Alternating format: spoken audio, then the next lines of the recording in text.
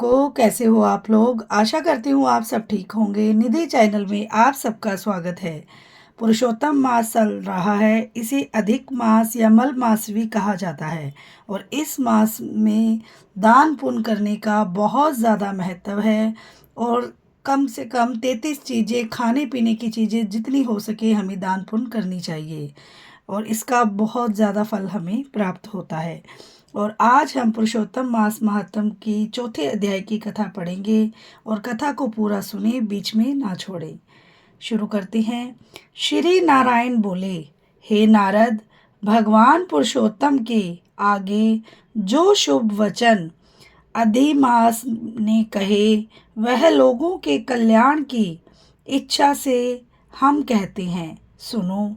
अधिमास बोला, हे नाथ, हे कृपानिधे, हे हरे, मेरे से जो बलवान हैं उन्होंने यह मलमास है ऐसा कहकर मुझ दीन को अपनी श्रेणी से निकाल दिया है। ऐसे यहाँ आए हुए मेरी आप रक्षा क्यों नहीं करते? अपने स्वामी देवता वाले मासिदकों द्वारा शुभ कर्म में वर्जित मुझ स्वामी रहित को देखते ही आपकी दयालुता कहाँ चली गई और आज यह कठोरता कैसे आ गई?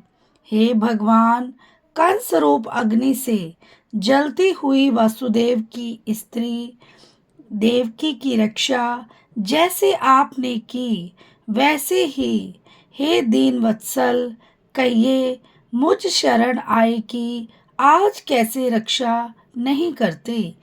पहले द्रौपद राजा की कन्या द्रौपदी की दुशासन के दुख से जैसे आपने रक्षा की वैसे हे दीन दयाला कहिए मुझ शरण आए कि आज कैसे रक्षा नहीं करते?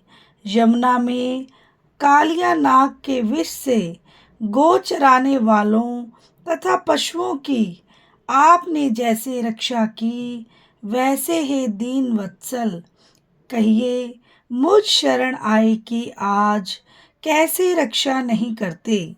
पशु और पक्षियों को पालने वालों एवं पशुपालकों की स्त्रियों की जैसे पहले व्रज में सरपत के वन में लगी हुई अग्नि से आपने रक्षा की वैसे हे दीन वत्सल कहिए मुझ शरण आए कि आज कैसे रक्षा नहीं करते? मगध देश के राजा जरासंध के बंधन से राजाओं की रक्षा जैसे कि वैसे हे दीन वत्सल कहिए मुझ शरण आए कि आप कैसे रक्षा नहीं करते? आपने ग्राह के मुख से गजराज की झट आकर जैसे रक्षा की वैसे हे दीन वत्सल कहिए मुझ शरण आए कि आज कैसे रक्षा नहीं करते? श्री नारायण बोले, इस प्रकार भगवान को कह स्वामी रहित मलमास आंसू बहता मुख लिए जगतपति के सामने चुपचाप खड़ा रहा। उसको रोते देखते ही भगवान शीघ्र ही दयाद्र हो गए और पास में खड़े दीन मुख मलमास से बोले। श्री हरि बोले, हे वत्स, क्यों इस समय अत्यंत दुख में डूबे हुए हो? ऐसा कौन बड़ा भारी दुख तुम्हारे मन में है? दुख में डूबते हुए तुमको हम बचाएंगे। तुम शोक मत करो। मेरी शरण में आया फिर शोक करने के योग्य नहीं रहता है। यहाँ आकर महादुखी नीच भी शोक नहीं करता। किस लिए तुम यहाँ आकर शोक में मन को दबाए हुए हो? जहाँ आने से न शोक होता है, न कभी बुढ़ोती आती है, न मृत्यु का भय रहता है, किंतु नित्य आनंद रहा करता है। इस प्रकार के बैकुंठ में आकर तुम कैसे दुखित हो? तुमको यहाँ पर दुखित देखकर बैकुंठवासी बड़े विस्मय को प्राप्त हो रहे हैं। हे वत्स, तुम कहो, इस समय तुम मरने की क्यों इच्छा करते हो?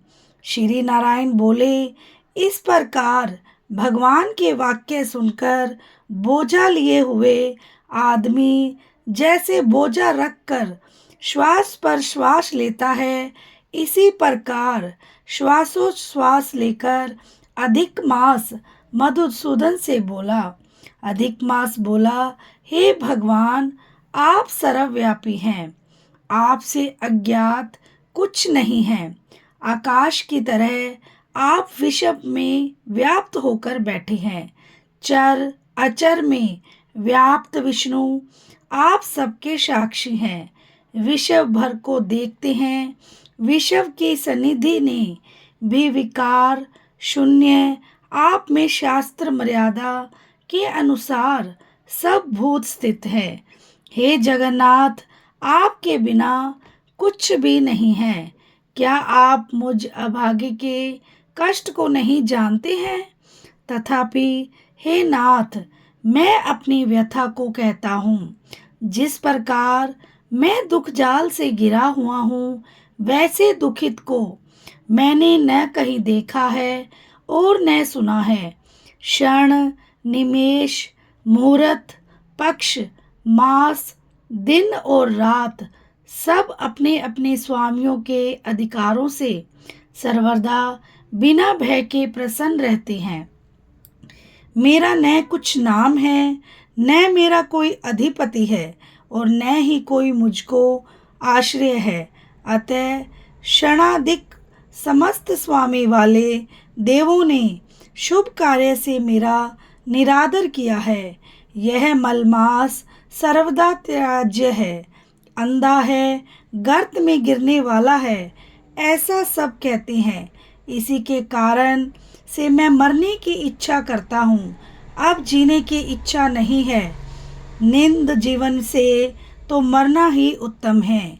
जो सदा जला करता है, वह किस तरह सो सकता है? हे महाराज, इससे अधिक मुझको और कुछ नहीं कहना। वेदों में आपकी इस तरह प्रसिद्धि है कि पुरुषोत्तम आप प्रकोपकार प्रिय हैं और दूसरों के दुख को सहन नहीं करते हैं। अब आप अपना धर्म समझकर जैसी इच्छा हो वैसा करें। आप प्रभु और महान हैं। आपके सामने मुझ जैसे पामर को घड़ी घड़ी कुछ कहते रहना उचित नहीं है। मैं मरूंगा, मैं मरूंगा, मैं अब न जीऊंगा, ऐसा पुनः पुनः कहकर वह अधिक मास हे ब्रह्मा के पुत्र चुप हो गया और एकाएक श्री विष्णु के निकट गिर गया। तब इस प्रकार गिरते हुए मलमास को देख भगवान की सभा के लोग बड़े विस्मय को प्राप्त हुए। श्री नारायण बोले, इस प्रकार कहकर चुप हुए अधिक मास के प्रति बहुत कृपा भार से अवसन्न हुए श्री कृष्ण मेघ के समान गंभीर वाणी से चंद्रमा की किरणों की तरह उसे शांत करते हुए बोले। सूत जी बोले, हे विप्र, वेद रूप रिद्धि के आश्रित नारायण का पापों के समूह रूप समुद्र को शोषण करने वाला बड़वा नल अग्नि से समान वचन सुनकर प्रसन्न हुए नारद मुनि पुनः आदि पुरुष के वचनों को सुनने की इच्छा से बोले। इति श्री बृहन्नारदी पुराणे पुरुषोत्तम मास अधिक मास का चौथा अध्याय समाप्त। कथा के अंत में हमें कीर्तन अवश्य करना चाहिए और आप भी मेरे साथ साथ कीर्तन कीजिए और आनंद लीजिए। गोविंद मेरो है, गोपाल मेरो है, गोविंद मेरो है, गोपाल मेरो है, श्री बांके बिहारी नंद लाल मेरो है गोविंद मेरो है गोपाल मेरो है। श्री बांके बिहारी ओ श्री बांके बिहारी नंद लाल मेरो है गोविंद मेरो है गोपाल मेरो है। श्री यशोदा को प्यारो नंद लाल मेरो है गोविंद मेरो है गोपाल मेरो है गोविंद मेरो है गोपाल मेरो है। श्री बांके बिहारी ओ श्री बांके बिहारी नंद लाल मेरो है गोविंद मेरो है गोपाल मेरो है। श्री बांके बिहारी नंद लाल मेरो है। श्री मुरली मनोहर घनश्याम मेरो है। बोलो श्री कृष्ण भगवान की जय हो, पुरुषोत्तम मास की जय हो।